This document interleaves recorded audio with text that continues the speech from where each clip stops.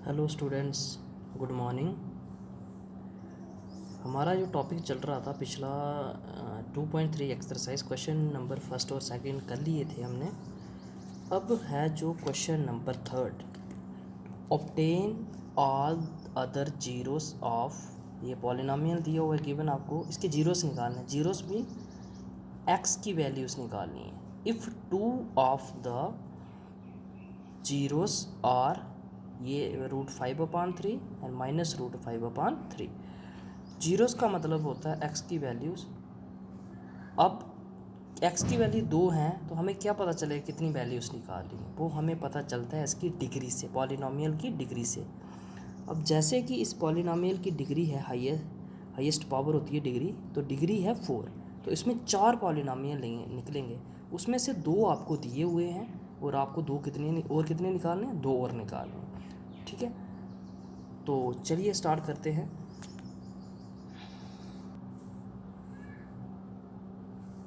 चलिए student start करते हैं। बी है P of x. P of x मतलब जो गिवन पॉलिनोमियल आपको दिया है वो 3x⁴ 6x⁴ -2x² -10x-5। ये जो दो जीरोस हमें दिए हुए हैं गिवन है, इसको एक को डिनोट करते हैं हम अल्फ़ा से, दूसरे को डिनोट कर दिया हमने बीटा से। That is the 2 zeros of the P of x. ये क्या हैं, दोनों जीरोस हैं इसी गिवन पॉलिनोमियल के। ठीक है, √5/3 -√5/3। चलिए अब x minus √5/3 and x plus √5/3। अब आप बोलोगे इज़ अ फैक्टर ऑफ, ये फैक्टर हैं किसके, पी ऑफ एक्स। ठीक है, अब पी ऑफ एक्स के कुछ ना कुछ फैक्टर बनेंगे, वहीं से जीरो निकलेंगे ये 2 जीरोस। ठीक है, पी ऑफ एक्स के 4 फैक्टर बनेंगे और 4 फैक्टर में से 2 फैक्टर तो ये बनेंगे क्योंकि यहाँ पे इसकी वैल्यू प्लस की है तो एक्स के साथ माइनस होगी, क्योंकि ये -√5/3 दूसरी तरफ जाएगा तो क्या बनेगा, प्लस का बनेगा, और ये प्लस का √5/3 दूसरी तरफ जाएगा तो किसका बनेगा, माइनस का बनेगा, क्योंकि इस पॉलिनोमियल के 4 फैक्टर बनेंगे। 4 फैक्टर इस तरीके से बनेंगे। ठीक है, is a factor of P of x. ठीक है, अब इनको कर लो, ए माइनस बी, ए प्लस बी क्या होता है हमारे पास, a² माइनस b²। इसको उस आइडेंटिटी से हमने सॉल्व कर दिया। ठीक है,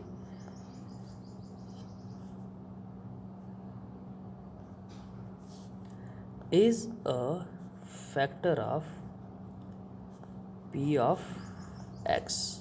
ठीक है, x² का x² रहेगा, स्क्वायर और रूट क्या हो जाता है, कैंसल, तो बचेगा यहाँ पे -5/3 is a factor of P of x. ठीक है, अगला नेक्स्ट स्टेप ये है हमारा, अब क्या करना है, डिवाइड जो गिवन पॉलिनोमियल है हमारे पास P of X, that is ये वाला, बाय x² -5/3 वी गेट। तो करिए डिवाइड की प्रोसेस, तो वही है x² -5/3, इसको किसको डिवाइड करेगा, ये 3x⁴ plus 6x⁴ -2x⁴ -10x-5।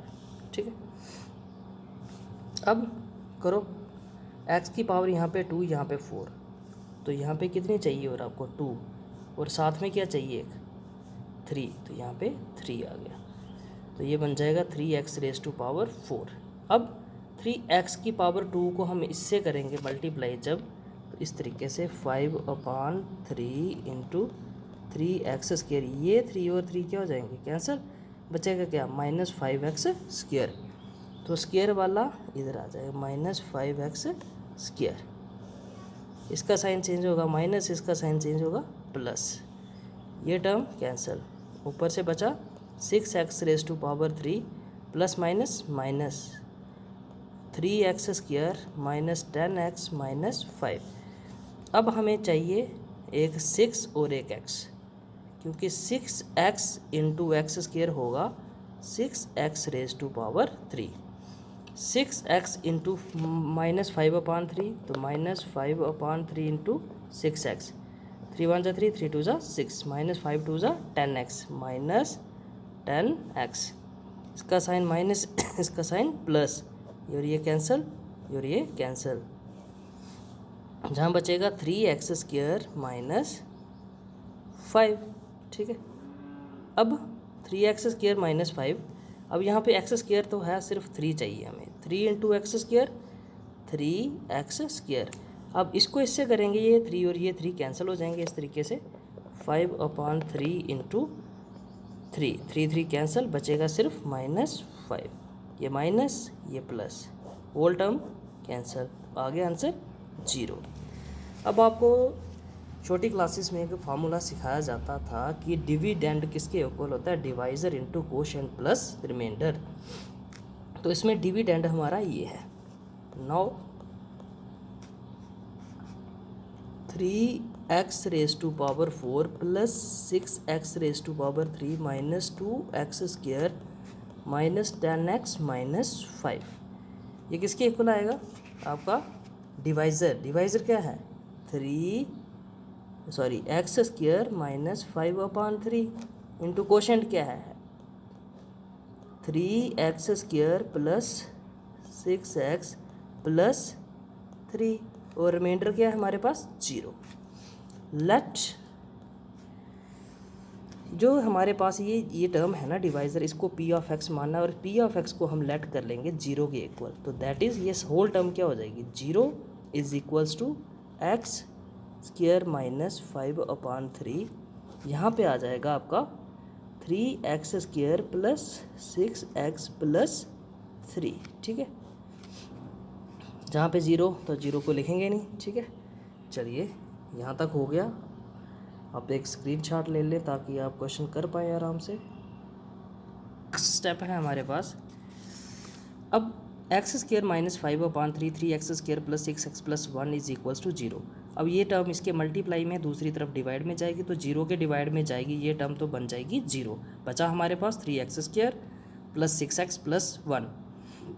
अब इनमें से 1 नहीं है, यहाँ पे 3 है, इन सब में कॉमन क्या है 3, 3 1 3, 3 2 6, 3 1 3, 3 कॉमन ले लेंगे, बचेगा x² plus 2x plus 1 is equals to 0, क्योंकि 3 into x², 3x², 3 2 6x, 3 1 3, x² plus, क्योंकि ये 3 अब यहाँ मल्टीप्लाई में इसके डिवाइड में जाएगा 0 के, तो 0 बन जाएगा, बचा x² प्लस 2x प्लस 1। अब इसके फैक्टर कर देंगे। फैक्टर कैसे करते हैं, फर्स्ट और लास्ट टर्म की मल्टीप्लिकेशन करते हैं, x² इंटू 1 तो बनेगा x²। ठीक है, अब हमने मिडल टर्म को इस तरीके से ब्रेक करना है कि मल्टीप्लाई करके उन दोनों टर्म्स का x² आए और प्लस करके 2x आए। फिर से सुनो, फर्स्ट और लास्ट टर्म को मल्टीप्लाई करेंगे, इस आया हमारे पास x², और मिडल टर्म को ब्रेक करना है हमने उन नंबर से ताकि प्लस माइनस करके मिडल टर्म आ जाए और मल्टीप्लाई करके उन्हीं टर्म्स को x² आ जाए। तो देखो x² प्लस मिडल टर्म को ब्रेक किया हमने, x प्लस x कितना होता है 2x, और x इंटू एक्स क्या होता है x² होता है। ठीक है, अब नेक्स्ट स्टेप है जो हमारे पास x, इन दोनों में कॉमन है x, तो अंदर आएगा x प्लस 1, इन दोनों में कुछ भी कॉमन नहीं है तो 1 ले लेंगे, बचेगा x plus 1 is equals to 0। अब ये दोनों टर्म फैक्टर सेम हैं तो इनको एक ही बार लिखते हैं हम, और एक बार ये दूसरा x plus 1 is equals to 0। अब x प्लस 1 0 के इक्वल है तो x की वैल्यू कितनी आ जाएगी -1, और दूसरी भी x plus 1 is equals to 0, तो x की वैल्यू कितनी आ जाएगी -1। अब ये दो फैक्टर आ गए हमारे पास -1 और 2 पहले के गिवन थे, टोटल फैक्टर हो गए 4 सॉरी टोटल जीरोस हो गए, 2 जीरोस पहले के थे, 2 अभी आ गए हमारे पास। जीरोस क्या होते हैं x की वैल्यू, तो hence 4 zero of p of x, और क्या क्या आएंगे हमारे पास, 2 गिवन थे, √5/3 माइनस √5/3 -1 एंड -1। तो इसका भी स्क्रीनशॉट लेंगे अच्छे से।